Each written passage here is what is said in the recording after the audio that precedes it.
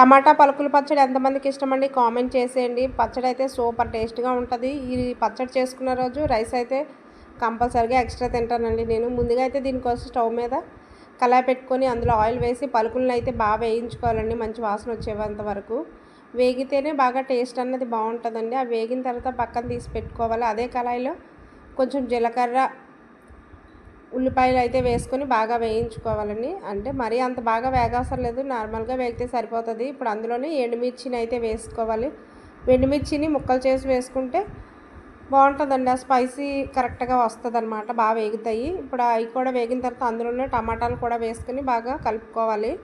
అందులోనే కొంచెం చింతపండు, సాల్ట్ యాడ్ చేసుకొని బాగా వేగనివ్వాలండి. నాకు ఎందుకో కానీ బాగా వేగితేనే టేస్ట్ అనేది ఎక్కువ అవుతుంది అనిపిస్తుందండి. ఎంత బాగా వేగిస్తే మనం ఏది చేసుకున్నా సరే వేగిన దాంట్లోనే టేస్ట్ అనేది బాగుంటుంది. ఇప్పుడు అవి బాగా వేగిన తర్వాత అందులోనే కొంచెం పలుకులు అనేవి ముందుగా వేపు పక్కన పెట్టుకున్నాం కదండి, అవి వేసేసుకోవాలి. వేసుకొని చల్లారిన తర్వాత మిక్సీ పట్టుకోవాలి.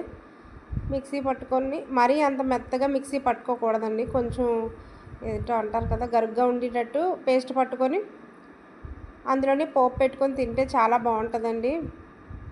అలా వెల్లుల్లిపాయ రెబ్బలు పైన వేసి మిక్సీ పట్టుకుంటే ఇంకా బాగుంటుంది. ఇందాక వేయడం మర్చిపోయాను, అందుకే. వీడియో నచ్చితే మాత్రం తప్పకుండా లైక్ చేయండి, షేర్ చేయండి, సబ్స్క్రైబ్ చేయండి. Thank you for watching.